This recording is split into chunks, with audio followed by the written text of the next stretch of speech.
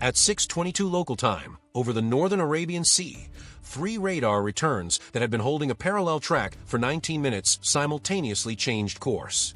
The E-2D Hawkeye orbiting at 28,000 feet processed the bearing shift in 1.3 seconds and transmitted the update to every ship and aircraft in the strike group before any human operator had finished reading the same data on their own display. 3 contacts. New heading, 273 degrees. Direct. Speed increasing through 490 knots. Formation tightening from cruise spacing into something that did not resemble navigation. Inside the Combat Direction Center of the USS Theodore Roosevelt, the Air Intercept Controller leaned forward.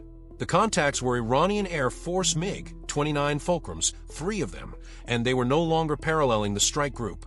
They were pointed at it. What would happen in the next 11 minutes would not be a battle. It would be a demonstration. But the demonstration would not belong to Iran. The USS Theodore Roosevelt was operating in the northern Arabian Sea as the centerpiece of Carrier Strike Group 12, conducting a scheduled freedom of navigation and presence operation that had been publicly announced 48 hours prior. The carrier was running at 22 knots on a northwest heading, with flight operations scheduled to begin in 40 minutes. Her and Spy 1DV phased array radar was painting contacts across a 300-mile radius. Her Aegis combat system held real-time engagement solutions on every airborne contact within that envelope, including the 3 that had just changed course. The Iranian Air Force MiG-29 Fulcrum entered Iranian service in 1990 when Moscow delivered 25 airframes as part of a diplomatic arrangement that predated the Soviet Union's collapse. These are 4th-generation fighters, capable, well-designed platforms in their time, built around the Phasitron N019 pulse Doppler fire control radar with a detection range against fighter-sized targets of approximately 70 kilometers in look-down mode. The jet carries R-73 infrared-guided missiles for close combat and R-27 semi-active radar-guided missiles for beyond visual range engagements. In Iranian service, after 35 years of sanctions-driven maintenance, the actual operational readiness of those weapons depends on factors the Iranian Air Force does not publish. What the MiG-29 does not carry, what it cannot carry, is any sensor capable of detecting a 5th-generation aircraft that does not want to be detected. That gap was about to become the central fact of the next 11 minutes. The Roosevelt was not watching the Iranian formation with radar alone. An EA-18G Growler from Electronic Attack Squadron 131, designated Raider 12, had been orbiting at 31,000 feet for the previous 2 hours, its LQ, 218 wideband receiver passively cataloging every radar emission in the airspace within 150 miles. By the time the 3 MiG-29s changed course, Raider 12's electronic countermeasures officer had complete electronic profiles on all 3 aircraft, N019 radar pulse patterns, IFF transponder emissions, data link frequencies, and communications channel preferences. He had been building targeting files on aircraft whose pilots did not know he existed. 2 F-35C Lightning IIs from Strike Fighter Squadron 147, already airborne on Combat Air Patrol, received the Hawkeye's update simultaneously with the Combat Direction Center. They did not accelerate. They did not change altitude. They adjusted their orbit geometry with 4-degree course corrections that placed both aircraft in an intercept position that no Iranian radar would ever resolve. The F-35Cs and APG-81 ASA radar had been tracking all 3 fulcrums since their takeoff from Bandar Abbas. The Iranian pilots' radar warning receivers had registered nothing. To every electronic system the MiG-29s carried, the airspace ahead contained only 2 visible F divided by a -18E Super Hornets sitting on alert status aboard the carrier. The Hawkeye, an empty sky. The sky was not empty. 2 F divided by a -18E Super Hornets launched from a Roosevelt's waste catapults at 6:24, 90 seconds after the Iranian formation's course change was confirmed. Steam vented across the flight deck. Both aircraft climbed through 15,000 feet in under 2 minutes, afterburners driving them north-northwest toward the intercept geometry the Hawkeye was continuously updating. The Iranian formation was now at 78 nautical miles and closing. Speed 510 knots. Altitude descending from cruise height, coming down through 20,000 feet. Descent at this stage changes the tactical picture in ways that experienced operators recognize immediately. High-altitude parallel orbiting is surveillance. Descending while closing on an accelerating vector is something different. It narrows intent. Inside the Combat Direction Center, the tactical action officer watched the formation begin to spread. The lead aircraft held the center axis at 18,000 feet, slightly higher than the other two, maintaining an overwatch position. The wingmen separated, one easing 8 degrees left at 16,000 feet, the other offset 8 degrees right at the same altitude. A lead trail spread arrangement that creates interlocking weapons envelopes. A target maneuvering to defeat one missile solution angles into another. The Aegis system aboard the Roosevelt's escorting cruiser, USS Bunker Hill, was computing firing solutions on all 3 contacts continuously. SM-6 intercept missiles remained in their vertical launch cells. The solutions updated every 0.4 seconds. They would remain ready and unused unless a weapon left an Iranian rail. At 52 nautical miles, the N-019 radar on the formation leader went active, not in search sweep mode, but in focus scan that Raider 12's electronic warfare officer classified within 4 seconds as pre-engagement mode. High power, narrow beam width, the kind of emission that precedes a targeting lock rather than navigation. The wingman's radars followed 10 seconds later, their emissions overlapping with the lead aircraft's scan to create a triangulated coverage pattern across the American intercept line. Raider 12's ECM officer did not activate his jamming systems. Not yet. He continued to record. Every additional second of emission data improved his jamming solution's precision. He would have everything he needed before the Iranians reached the range where it mattered. The Super Hornets established visual contact with the formation at 38 nautical miles. 2 F/A-18Es against 3 MiG-29s. On paper, the numbers were close. The paper was missing 2 aircraft that Iran's radar cannot see at a T-31 nautical miles. The Super Hornet lead pilot transmitted on the guard frequency, the international emergency channel monitored by all military aircraft. The transmission was formal and measured. Iranian military aircraft, you are approaching United States naval forces operating in international airspace. State your intentions and maintain safe separation. No response. The Iranian formation continued its closure. Speed now 530 knots. The lead aircraft descended further, through 14,000 feet, then 12,000. That altitude places the MiG-29 below the radar horizon of surface ships at extended range, compressing the detection window for any weapons it might fire. Is a technique with a specific tactical purpose. The 2 wingmen maintained their spread positions at 11,000 feet, holding the flanking geometry that placed the Super Hornets between 2 simultaneous threat axes. At 24 nautical miles, the first hard radar spike registered inside the lead Super Hornet's cockpit. The N-019 on the Iranian formation leader had transitioned from focus scan to tracking mode, not a full weapons-grade lock, but close enough to indicate the fire control computer was computing an intercept solution. Duration 1 second. Then it broke. They were probing, measuring the American reaction to a locked tone, calculating whether the response would be aggressive maneuvering, acceleration, or the controlled steadiness that well-trained pilots project when they hold their position regardless of what is painted on their radar warning receiver. The Super Hornet pilots held. They did not brake. They did not accelerate. They adjusted their heading by 3 degrees to keep their radar returns centered on the formation leader's cockpit, a subtle signal that the aircraft they were approaching was being watched just as closely as it was watching them. At 19 nautical miles, the right wingman descended to 9,000 feet. The left wingman held at 11,000. The formation leader maintained 12,500.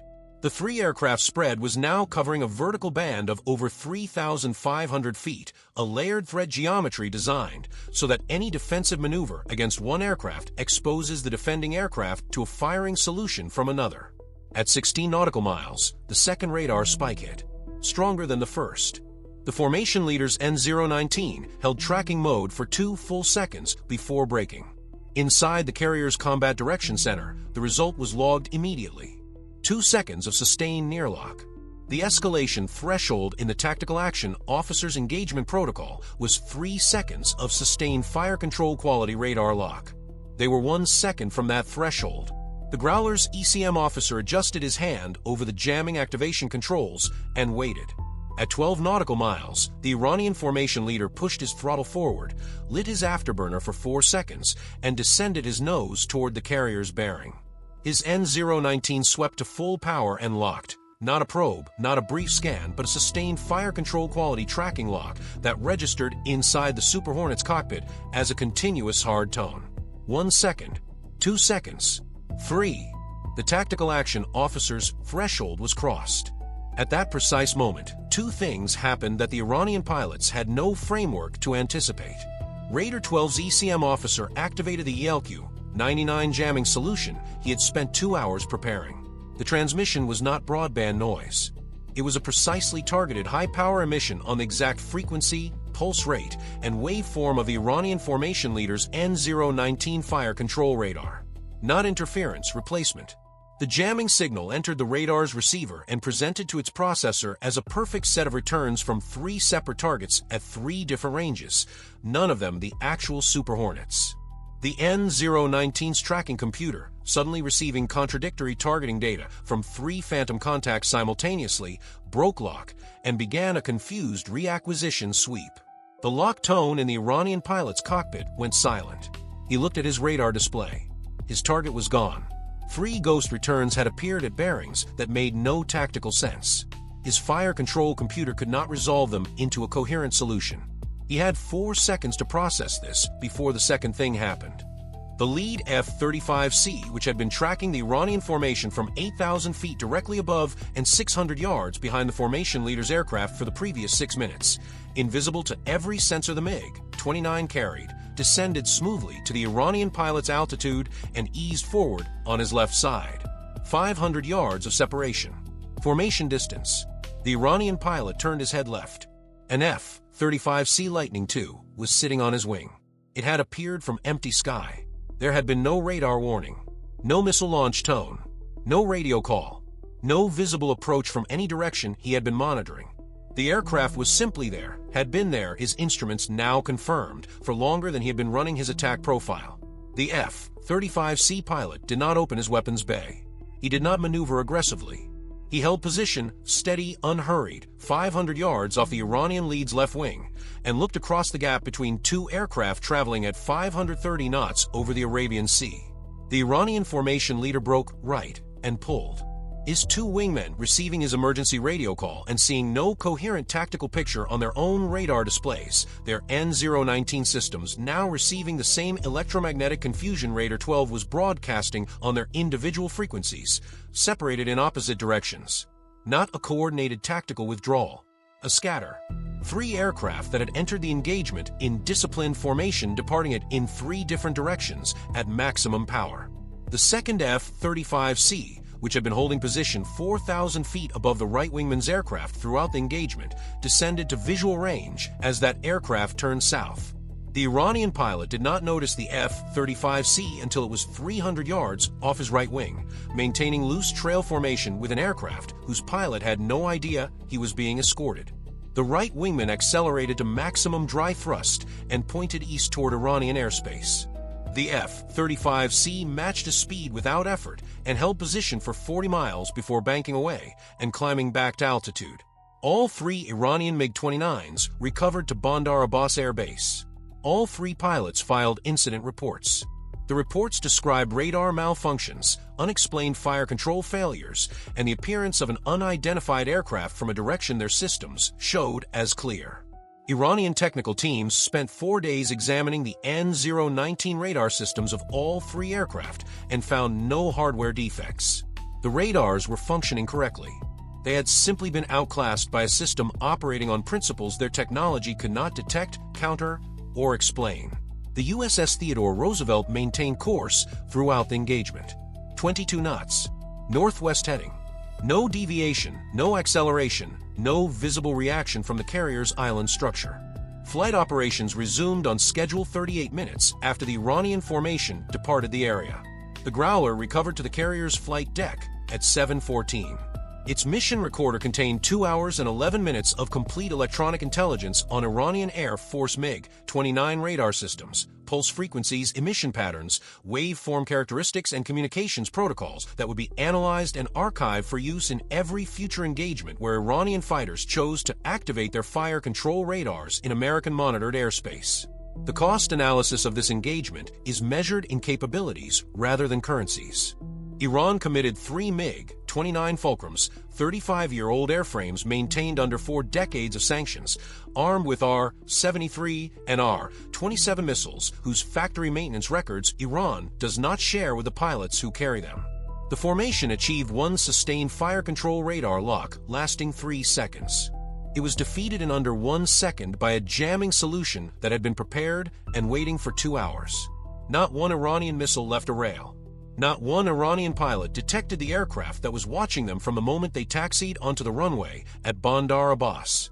The United States committed 2 F divided by a -18E Super Hornets, 2 F-35C Lightning IIs, and 1 EA-18G Growler, all already airborne on scheduled operations. 0 additional assets were launched in response to the Iranian approach. 0 weapons were expended. The entire American response to 3 fighters running an attack profile on a nuclear-powered aircraft carrier was handled by assets that were already there, already aware, and already prepared before the Iranian pilots received their mission briefing. That asymmetry is the message. The MiG-29 is a capable aircraft within the parameters its designers intended in the 1980s. Against an airborne electronic warfare network that catalogs its radar emissions before it leaves the ground, and against a 5th-generation fighter whose radar cross-section measures in fractions of a square meter against the N019's look-down capability, those parameters do not include the ability to complete an attack run or know what is flying beside it until that aircraft chooses to be seen. The Iranian formation leader flew an attack profile against a carrier strike group, while an F-35C sat 500 yards off his wing for 6 minutes, invisible, watching, and waiting to answer the question of whether the Iranian pilot would cross the threshold that ends the engagement differently. He did not cross it. The F-35C let him fly home. Not because it could not act, because it did not need to. The message had been delivered at 530 knots over open water, in the space between 2 cockpits and the empty radar scope of an aircraft that had just learned what fighting in monitored airspace against 5th-generation opponents actually means.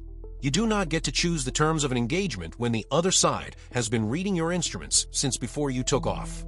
The Roosevelt continued northwest, steady at 22 knots. The Arabian Sea looked unchanged.